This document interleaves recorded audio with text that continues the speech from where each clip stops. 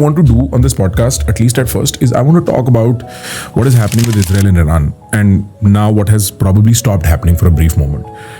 I want to talk about generally how 2025 or the last couple of years post-COVID war has sort of materialized, and I want to talk about India in this context, right? That's my general sense. I want the viewers at the end of it to have a more than comprehensive, more than podcast comprehensive. Podcasting level is 4th standard level. I want to take them to 8th standard level. So go all out. Tell me about what the hell, because it is not what we see. What we are seeing with Israel and Iran does not look like what we are seeing. Let me paint it out one more degree. For the longest time during this conflict, all of America was bloodthirsty for regime change in Iran. And then suddenly something flipped where they threw Israel be like, अब तू लड़ता रहे कोई नहीं, हम तो इनके साथ peace sign करके जा रहे हैं. And Iran's last attack on Qatar seemed very fake. Nothing happened. The airspaces weren't closed for longer than a couple of hours. And so there's a theatrical element to it. And I want to understand what is the conflict about and why does it look like this? Okay. The conflict is entirely Iran's making. And I'll tell you what the root of it is. It comes to the 1979 revolution. I'll tell you why. You'll hear all this nonsense about how Iran are very sophisticated diplomats and all of that. That's all complete bullshit. Within 1 year of 1979, Khomeini had gone and alienated every single one of his neighbors and every single one of his benefactors, suppliers, and everything. The first person he alienated was America. America was totally happy with the Shah being kicked. I mean, they weren't upset about the Shah being kicked out or anything. They're like, okay, new government, we will work with the new government. You want to industrialize, we'll help you with your industry. In those days, America was actually helping the Shah with his nuclear program. The Shah was an American puppet, no? He wasn't a puppet. Okay. Never make the mistake of assuming he's a puppet. Okay. That's propaganda. Okay. He was running his own agenda. It dovetailed very well into the American agenda.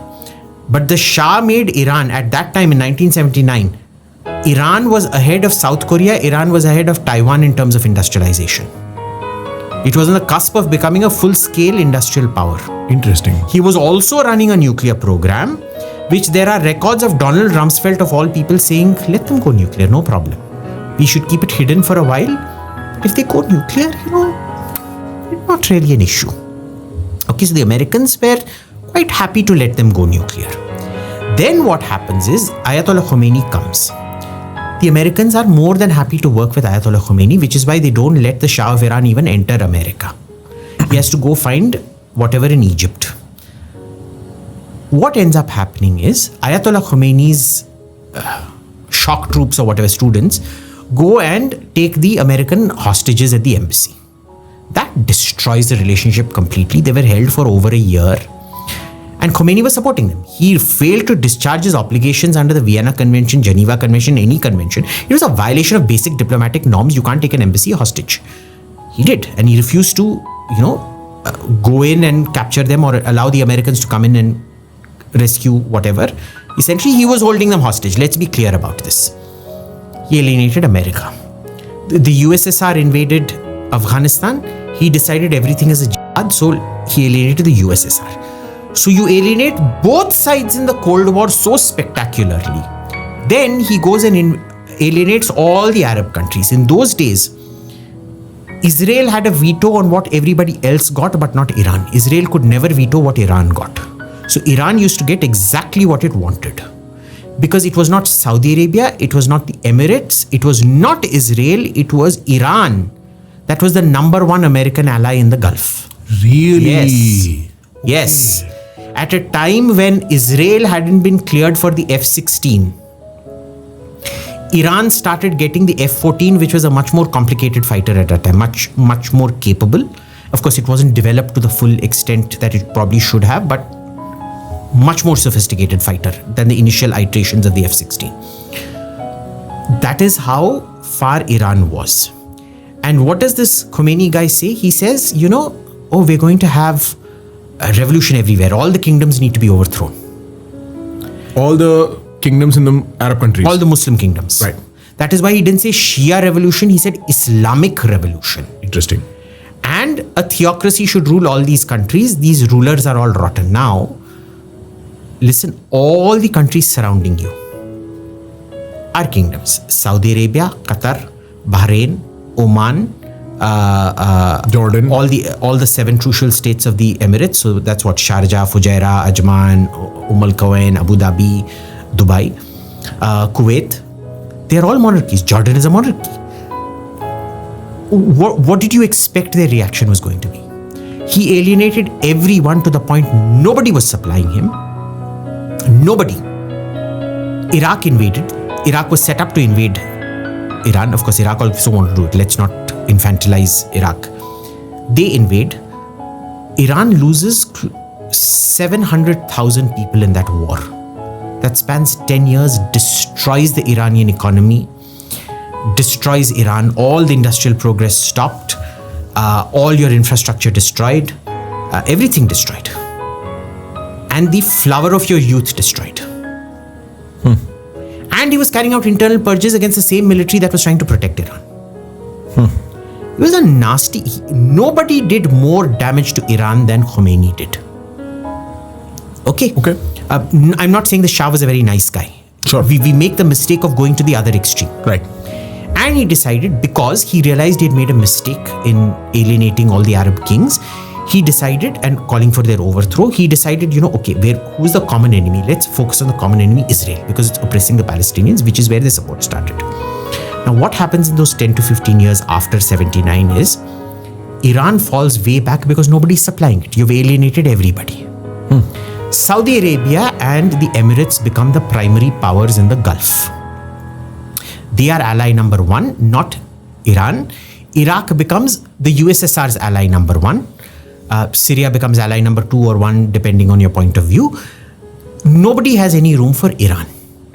Iran becomes so backward militarily. Now, when you become backward militarily, you have only 2 options. So, for example, when the Arab states lost 4 wars to the Israelis, the 48-49 war, the 56 Suez campaign, the 67 war, the 7-day war, and the 73 Yom Kippur war, what do? You find asymmetricity, you find terrorism. So they all adopted terrorist state policy. Same thing happened with Pakistan also. They lost the 47-48 war, they lost the 65 war, they lost the 71 war. So what do they resort to? Terrorism. Now, when you go in for terrorism, so there are 3 spectrums: nuclear, conventional, subconventional. Subconventional is basically terrorism. If in the middle, this is the main segment of state power, is destroyed or is useless, you have only 2 options, this and this. The problem with this is you have to calibrate it very carefully. 1 bomb, 5 people, maybe the country won't react. You kill maybe 20-30 people, maybe it won't react. You do something like 9/11, or you do something like, the 7th of October in Israel, the reaction is going to be brutal. So, your terror actions have always got to be restrained, or else you get pummeled in this The middle category. Okay. Now, how do you prevent getting pummeled in this category? Is you have to have nuclear weapons. So fundamentally, there is no state which depends on terrorism as its primary tool of policy that does not require nuclear weapons in order to expand this scope. Which is why Syria was building a nuclear reactor. Which is why Iraq tried to build a nuclear reactor. Which is why Iran is 100% trying to build nuclear weapons. I mean, they were all, those reactors weren't just reactors. They were all secret reactors to build nuclear weapons. Sure. Okay? Yeah. Except Osirak, but Osirak, everybody knew that it was a weapons reactor. So, this is an absolute need. You also have, there is Japan. Japan today has enough uranium and plutonium, mostly plutonium, for 120 nuclear bombs. Stashed and stored. They can probably weaponize within a month because they have very advanced technology. But they've never cheated. They've always declared all their stocks and stores. They've said, we're building this facility, we're building this enrichment facility. Anytime the IAEA wants to go inspect, they get to go inspect. There is no timeout on inspection. You want to inspect the stocks? Sure, come inspect the stocks. Do you suspect anybody is designing nuclear weapons in Japan? You're free to go into those labs and check if it is being built or not. So there is no suspicion on Japan. There will be the occasional Japanese politician who says, we need the bomb. Let's have this conversation. Will you let us come out of the NPT? It is done in a very, very open way. And mostly the government doesn't want to go nuclear because they have a huge conventional advantage. Their military forces, that middle band, are so... See, a person who has overwhelming conventional advantage in that middle band will not want to go up, because having a nuclear weapon makes a little the same as you. Right. Okay.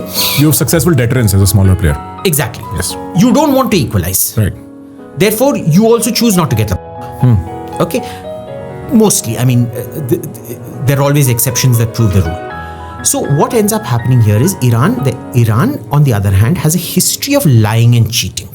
Starting from 1998, they have consistently been caught concealing facilities, concealing enrichment, concealing stockpiles. In 2001, when the invasion of Afghanistan happened, and then 2003, the Iraq invasion, they stopped enrichment because they were scared that they were next. Afghanistan has fallen, Iraq has fallen, we are next. When they realized they went next, within a year, they started enriching again. Because now they want to nuclearize. On one hand, they're scared, but they know they're not going to be regime change. Therefore, we want to nuclearize. And we want to protect our regime. Now, what the Israelis realized was that fear of regime change should have never been removed from Iran. They should have always been that threat of regime change. So that had happened. Consistently, every 2 years, almost every 2 years, Iran has been caught cheating. Lying, hiding, cheating. They have actually found the blueprints of weapon devices. They have found the blueprints for taking that implosion, the plutonium implosion device, and mating it with a Shahab-3 missile. They have found the tools and equipment and testing kit to do the mating with the Shahab-3 missile. What confidence do you have in Iran? So you were saying that this action from Israel is a legitimate concern of Iran nuclearizing? No, it is not a concern. It is legitimate. Iran will weaponize.